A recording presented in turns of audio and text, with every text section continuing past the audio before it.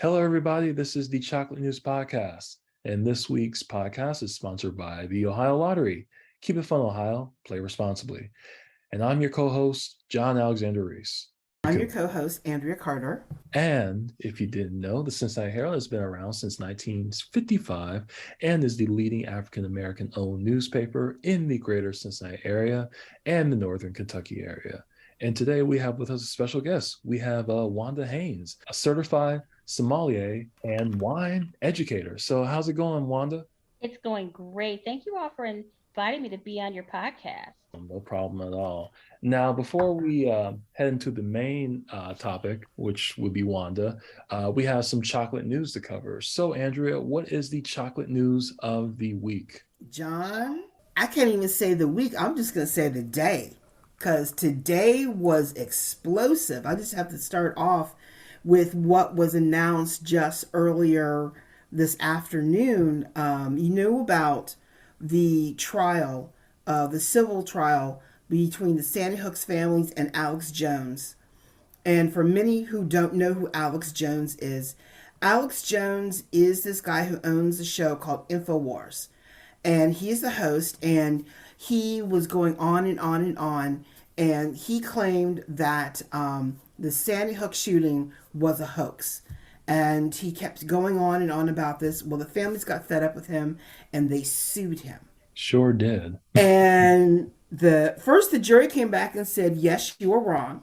And then the jury announced the damages today, and the damages equal to $965 million, almost $1 billion.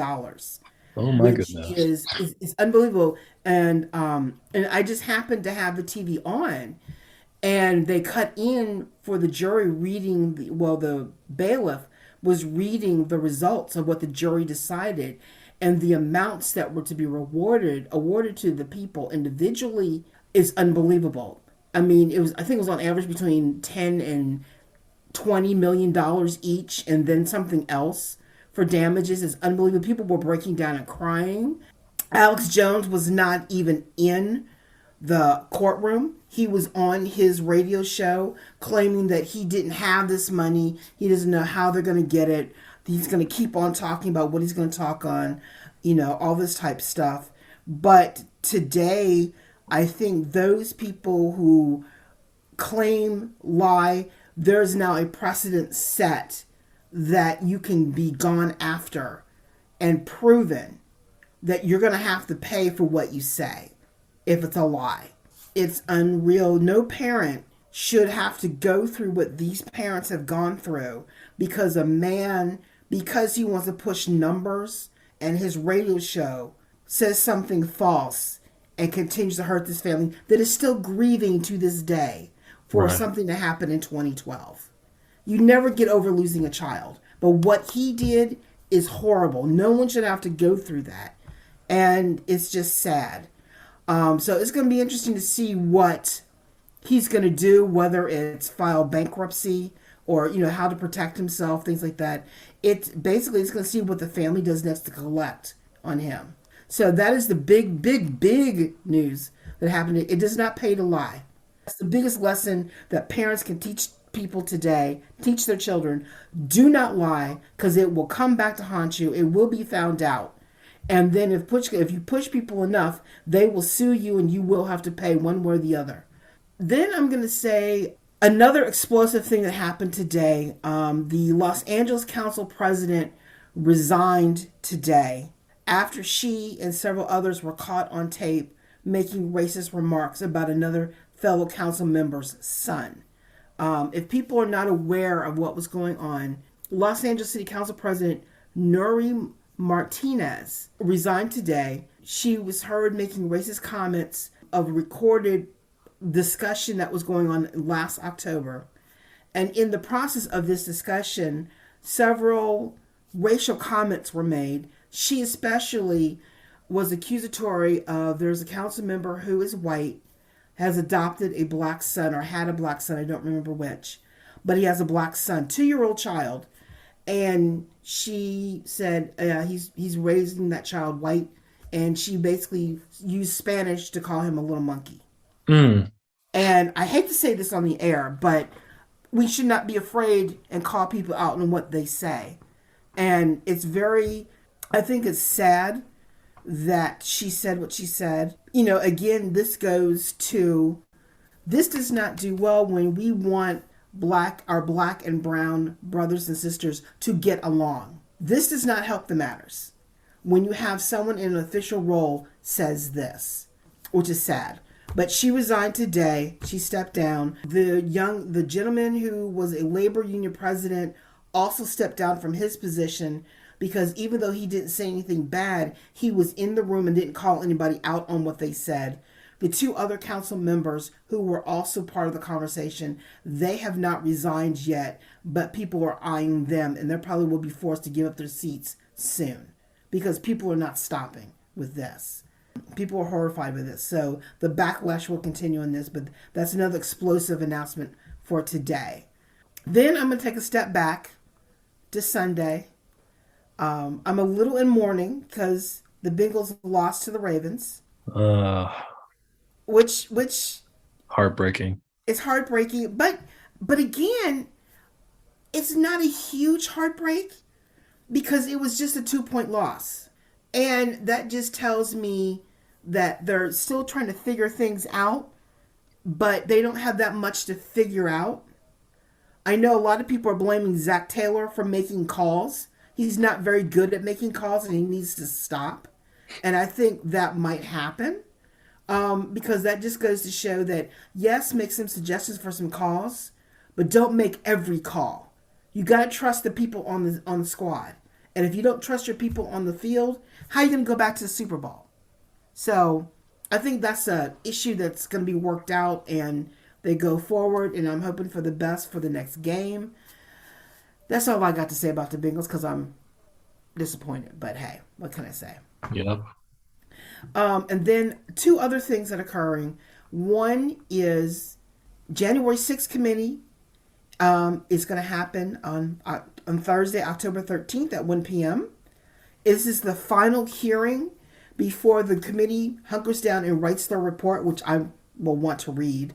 And it's going to be very interesting. They're going to bring up and show some things. I might even show the testimony by Jenny Thomas from a few other people they interviewed regarding January 6th. I think it's going to be interesting to hear what the final words will be from Liz Cheney because she did not win. She lost her primary, so she's lost her seat. So she will not be back in Congress, but she's moving on.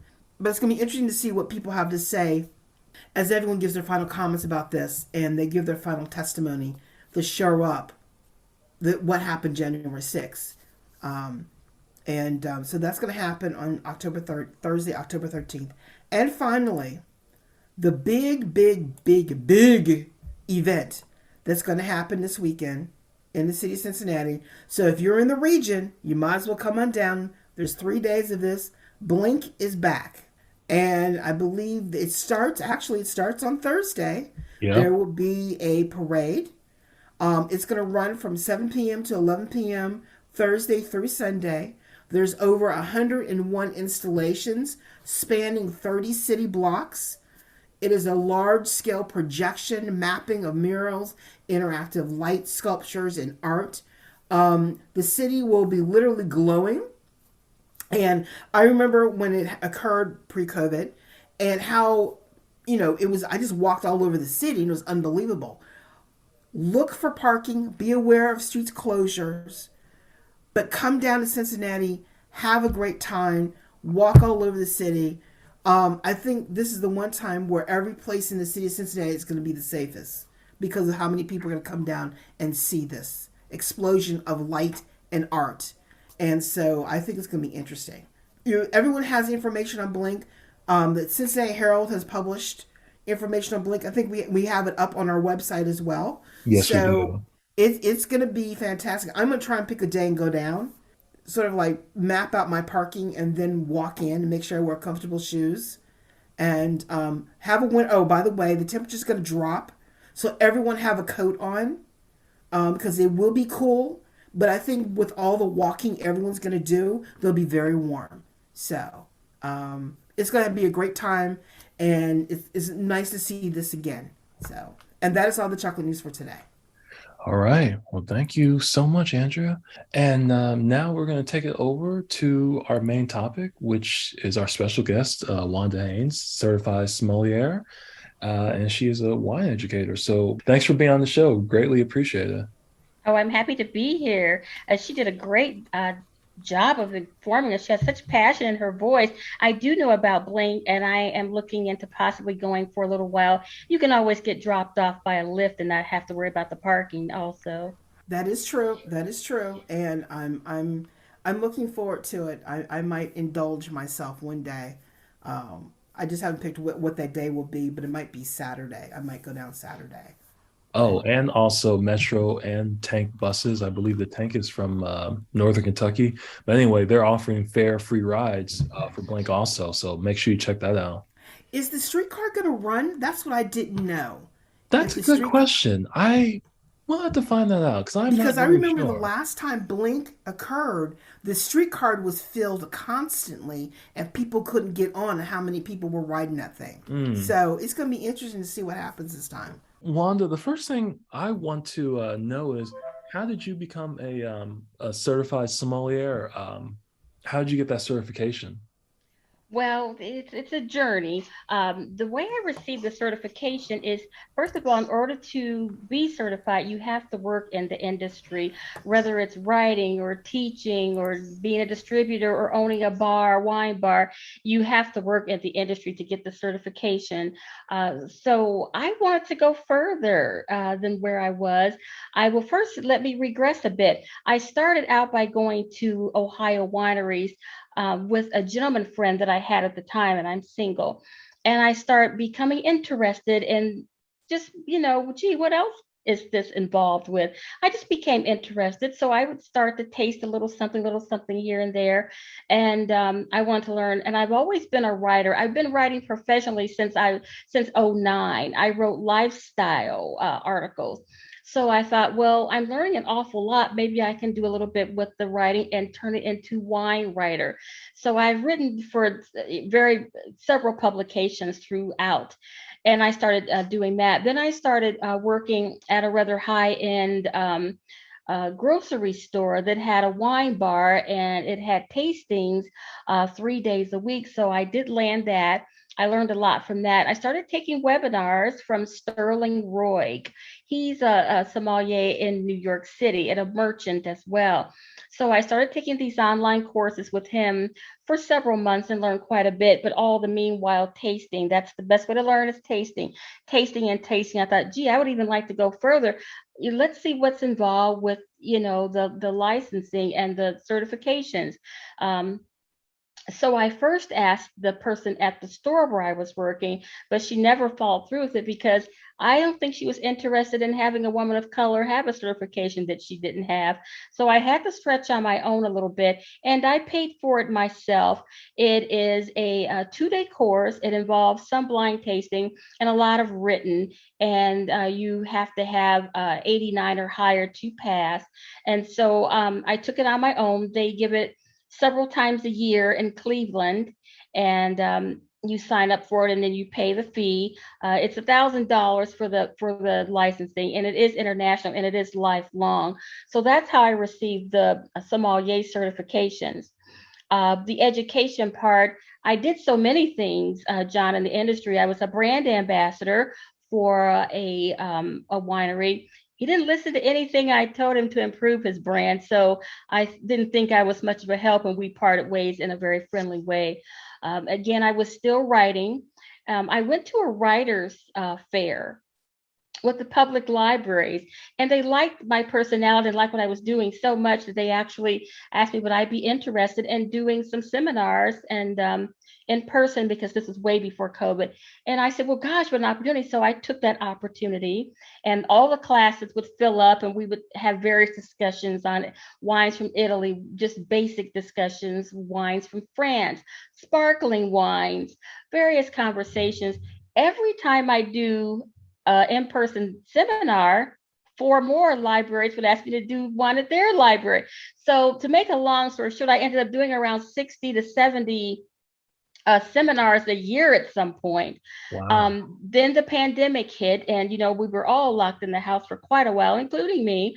And you have to make the best out of life. There's no point in complaining for long. Yeah. So we still did the seminars only via Zoom chat, which really worked out best for me. So I did them, gosh, in Kentucky, Indiana. I did them all over the Midwest. At some point, I was doing a couple a day. It really did keep me busy. And so I determined, with all these various components that I had experienced and been involved in, that really the education part of wine was going to be where I fit best and where I could offer the most. Right. Gotcha. Well, that's very, very interesting. I just had to ask though, like what ignited your spark to just do this, the wine and do this, like, just have this a part of your life and get the certification and everything. Well, here's the thing. I was bit by something called the wine bug. The Once wine you're bug. bitten by the wine bug, there's no cure except to keep on drinking the wine and keep on learning about the wine. And just like anybody else, I'm also a student of wine. There's so much to learn and so many wines to constantly try, and new techniques and new wines and new companies. You're constantly learning and growing about the wine, and that includes me. I just started to be so interested in what's the big difference between, say, a 14 and a 17 in the same Zinfandel. And so I became interested in little things like that. And I'm someone who loves beauty, and I love artistry type things. So that may have fueled into it as well. But I wanted to know. And the more I knew, the more I wanted to know. And the more I did know, then I started telling other people.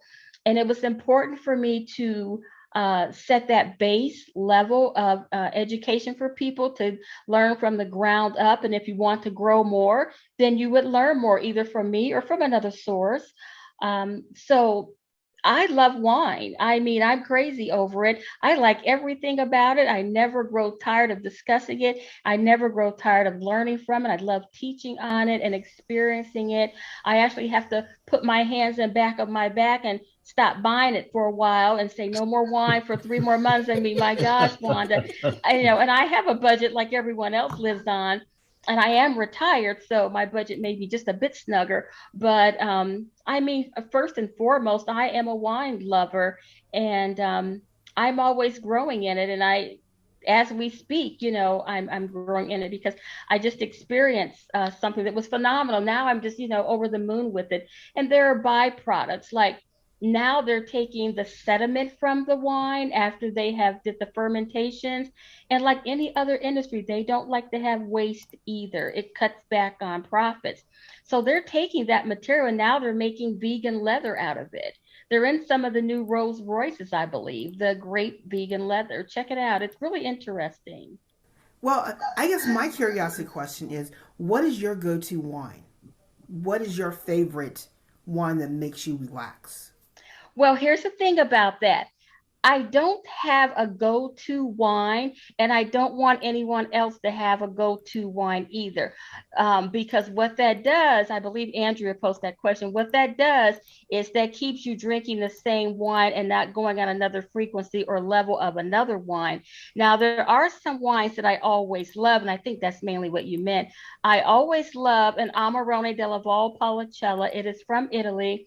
It is an advanced wine. It has a sophisticated price tag, and the more it costs, the better it tastes. That's not always the case, but it is made from semi-dried grapes, and it's very dry. It's very bold, big, and sexy, and it reminds you of dates and raisins and cinnamon and cherry flambe. And it is one of my favorite wines. And if it's old enough, I will definitely have a glass. It's probably, Cincinnati is an affordable place per se, but it isn't as affordable as it would be in Stark County and Canton. So an average price of an older Amarone is probably going to be around $20 a glass, probably around 80 a bottle. But I will also answer your question in another form. What's a really good inexpensive wine that I like and that I'm always interested in? I'm always interested in an unoaked Chardonnay. they don't tend to be $20 or just a bit less.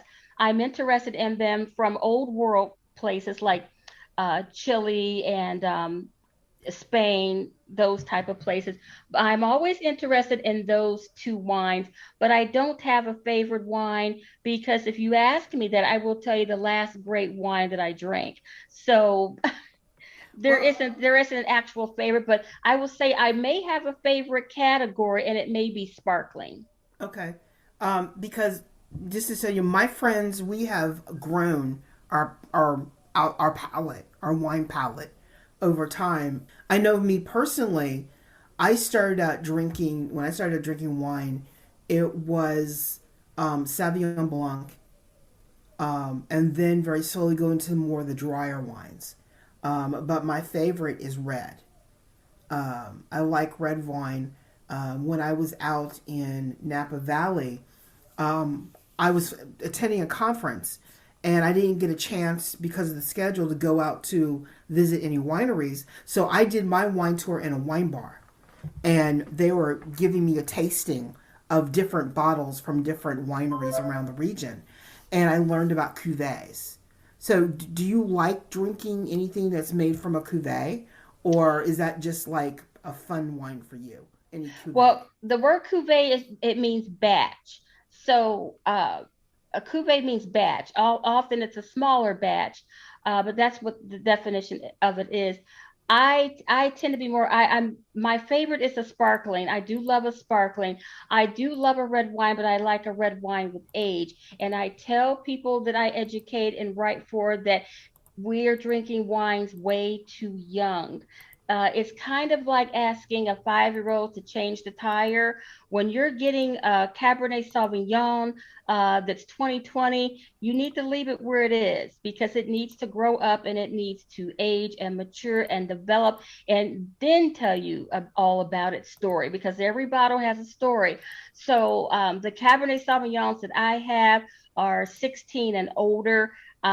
I do see the 2020s and the 2019s on the because I've been hitting the restaurants here like a gangster, and I've been looking at the wine list first and foremost before I even decide I'm going to eat there. And when I see a 2020 on a menu, I'm kind of shaking my finger because that's too young. Americans tend to drink red wines way too young. Let it have some age, let it grow some integrity and some style and some finesse. Then it can tell you what it's like. Because if you're drinking a 2021 Cabernet Sauvignon or a 2020, you're really not getting it. You need to leave that wine, let it grow up, let it age, and always reach back for one older. Now, it's okay to purchase it and cellar it and age it and let it age for a few years, but the red wines that are that age are really not where it is. Now, for me, I try to let people know about wines a little bit more off the beaten path, not wines that we can just go and find immediately and that we're constantly drinking. And you are right, you have to finesse your palate. Most people drink really sweet wines, and I don't want to make that a criticism. But if you're constantly slathering your tongue and all that syrupy goodness, you're really going to ruin your palate for drier wines. Like the dry whites, the rich whites, the reds, the big reds. You're going to ruin your palate for that as you move forward in learning about wine. But yeah, I would definitely say you need to work with your palate. I do like sweet wines as well. I'm one of the rare, probably, wine professionals that actually I like sweet wines. I like all the wines. There's only a couple of wines I don't reach for and that I don't accept because I just don't like them. Um, but if you're drinking only sweet wines, then do yourself a favor. Start drinking some higher end sweet wines like the Semillons or the ice wines. You know, Grow your palate and allow yourself to experience these things. This isn't for anyone else. It's a personal relationship with wine. You have to learn how to grow your own palate. Yes, I can tell you things and happy to, but always grow your palate. I always tell people, and I told John, always buy the best wine you can afford. For some people, that might be $12. For some people, that may be 50. Try to find the wines that are 90 plus points. I only suggest wines and write about wines that are 90 plus points, no matter what the brand is. And sometimes those are $15, $20 wines. I'm not trying to break someone's bank.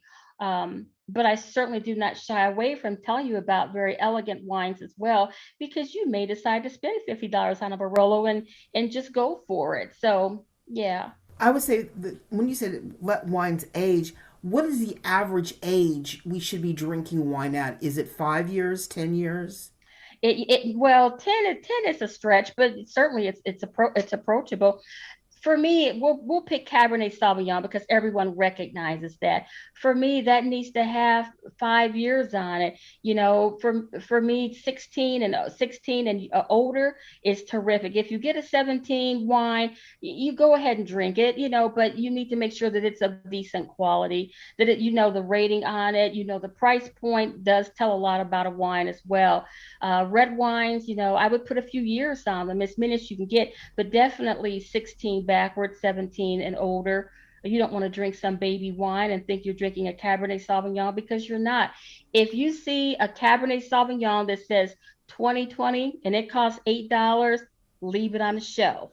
It's a waste of your money. You may think you're getting a bargain, but you're really denying yourself the true pleasure of a Cabernet Sauvignon, because it's not capable of delivering a true version of that wine. Does that make sense? Yes, it does. I mean, when I say I do like the Cabernets, they're very, very nice, but my favorite are trying different Malbecs and Rojas.